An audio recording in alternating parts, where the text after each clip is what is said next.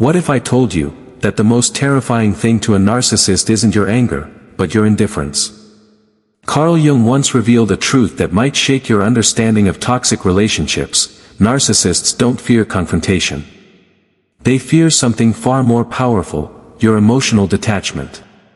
Your silence. Your calm presence that no longer reacts to their chaos.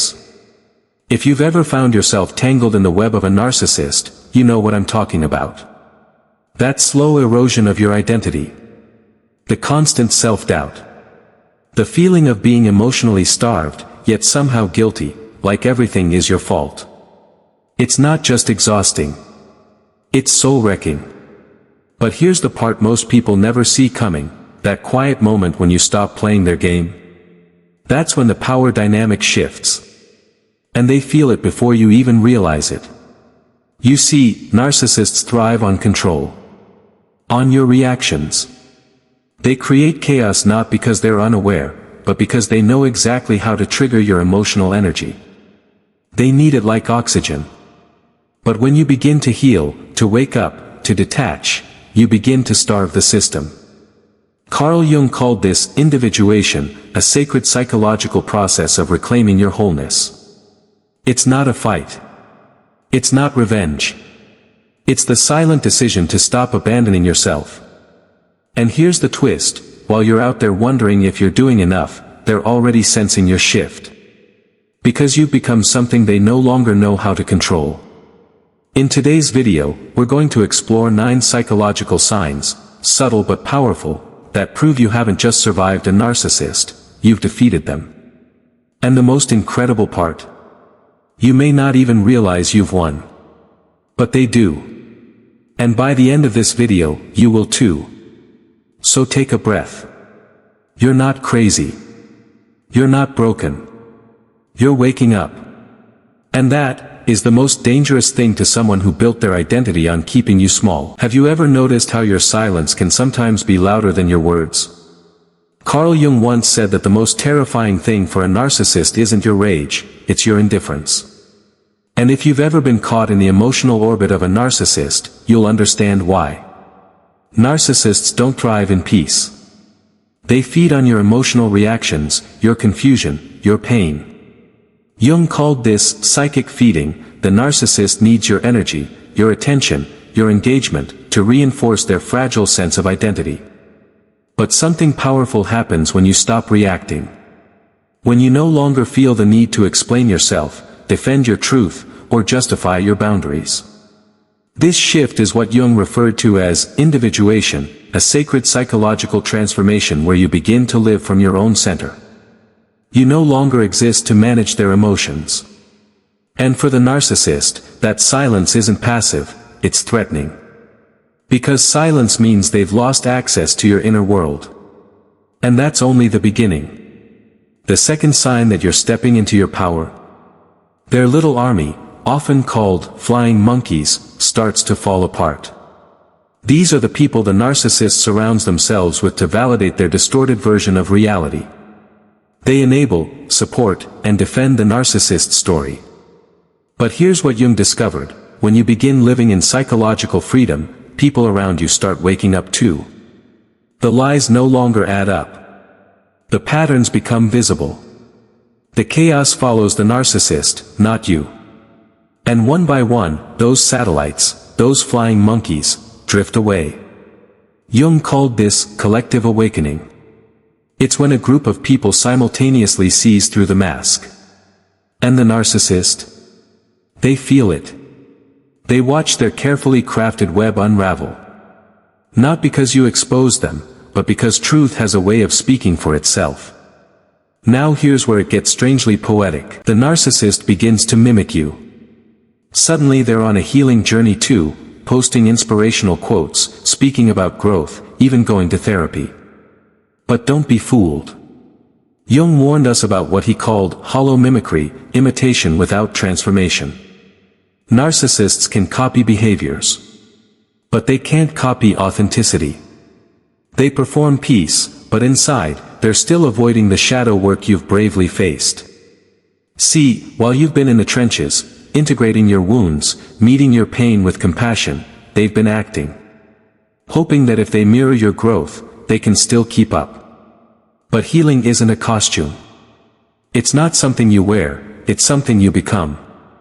And the narcissist knows, at a level they rarely admit, that you've stepped into a place they fear, genuine inner freedom.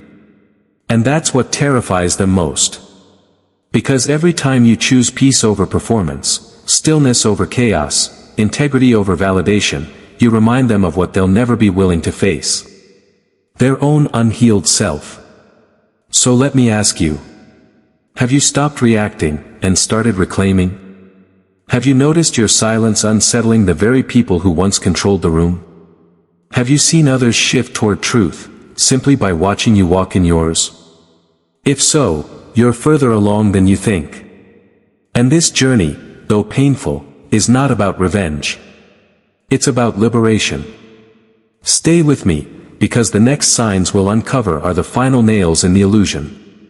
The narcissist isn't just losing control. They're witnessing the collapse of the false self they spent a lifetime building. And you're walking out of the fog, into truth. Let's talk about one of the narcissist's final attempts to regain power, the infamous hoovering. It sounds strange, but it's named after a vacuum for a reason. They'll try to suck you back in. A narcissist doesn't just walk away quietly. When they feel you slipping from their control, they go into panic mode. You might get a late-night text, "I miss you." Or maybe an apology that seems oddly poetic. Or they might remind you of some nostalgic memory, "Remember that weekend we spent at the lake?" They'll throw it all at you like emotional confetti, hoping something sticks. Carl Jung referred to this as psychological hoovering, a desperate attempt to reattach themselves to your emotional world. But here's the breakthrough: when you've done the real inner work, you reach a state Jung called psychological immunity. It's not just detachment. It's deeper than that. You no longer react. You don't get angry. You don't feel hopeful. You don't even get a satisfying sense of superiority. You feel nothing. And that nothing is everything. Because in that stillness lies your freedom. Jung once said that indifference is the narcissist's greatest fear. Why? Because indifference means they no longer exist in your inner world. And when their hoovering fails, when you don't respond, don't flinch, don't break, they experience what Jung called a narcissistic collapse. Their entire illusion of control begins to crumble from the inside. But the collapse doesn't stop there. Let's move to sign 5, they become psychologically invisible to you. This is more than silence. This is psychological transcendence. It's when you stop even thinking about them. You don't avoid them out of fear.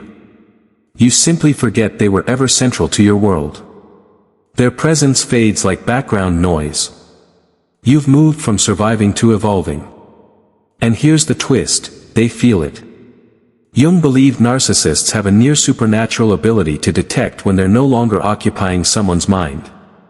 When you're truly free, they sense it.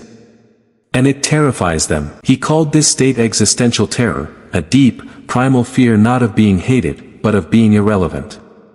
And the more they try to force themselves back into your awareness, through drama, through chaos, the more it proves they've already lost.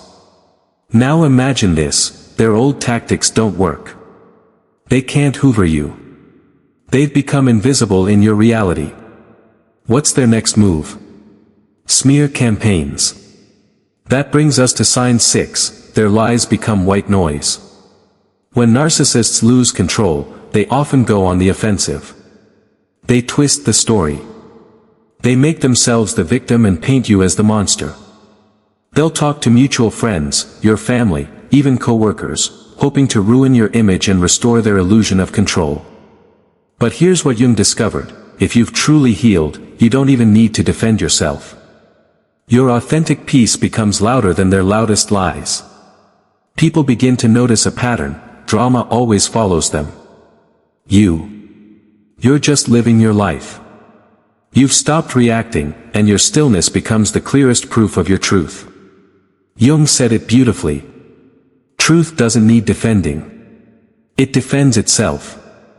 And the narcissist's campaign backfires. People start connecting the dots. They realize who's still stuck in chaos, and who's finally found peace. Because your silence, your evolution, it speaks for itself.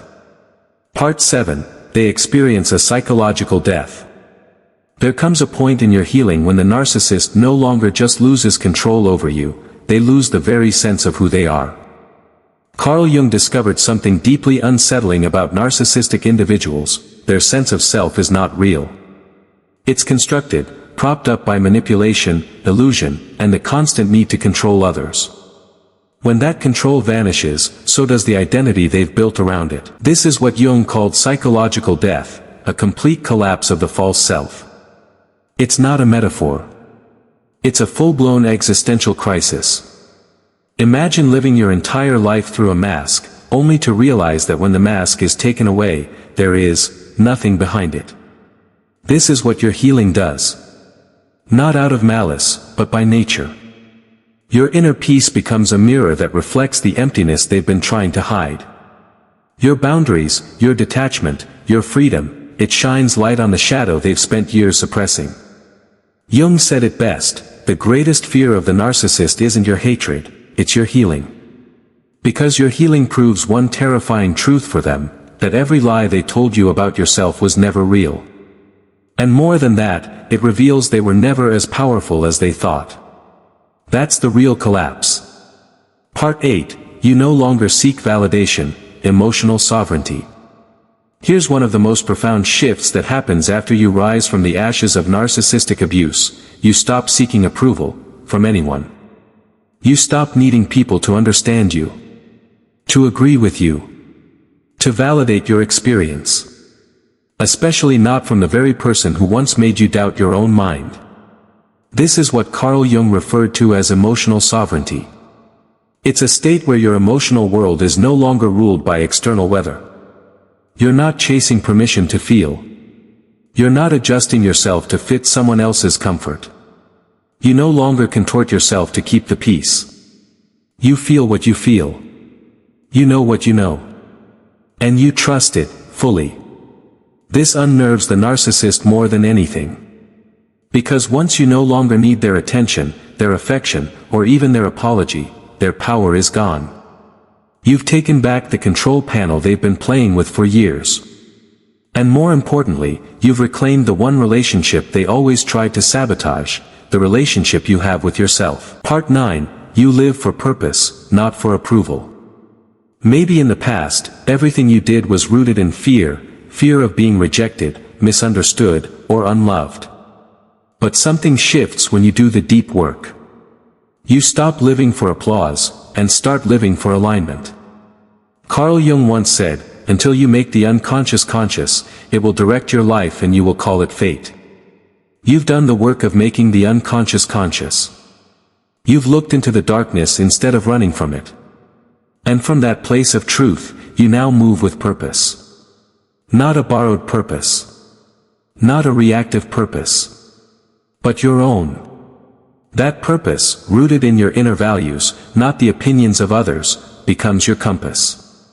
You're no longer driven by the need to prove something or avoid criticism. You're driven by your authentic self. And here's what terrifies the narcissist most: you're no longer playing a role in their script. You're no longer the one they can guilt, shame, or control. You've left the stage entirely. And you've started writing your own story. A story fueled by truth, courage, and radical self-respect. So now, if you've recognized yourself in these 9 psychological signs, take a breath. Because what you may not have realized is, you've already won. Not by defeating them, but by reclaiming you. Carl Jung called it psychological sovereignty. It's that deep inner authority that no longer seeks permission to exist. It's the quiet knowing that your worth isn't up for debate, and your truth no longer needs validation. Real freedom doesn't look like revenge. It looks like peace. It looks like waking up in the morning and not thinking about them. It's living from your core, not from your wounds. You see, the narcissist's greatest fear was never your anger, it was your healing. Because when you heal, you reflect back everything they were too afraid to confront in themselves. And in that mirror, they disappear. So if you've made it here, I want to say this. You're not just surviving anymore. You're sovereign. You're living, loving, and choosing from a place they can no longer reach. If this message spoke to you, or if you know someone who needs to hear it, share it with them. And don't forget to subscribe to this channel. We've got more deep, healing conversations coming that you won't want to miss. Because your healing is more than personal, it's revolutionary.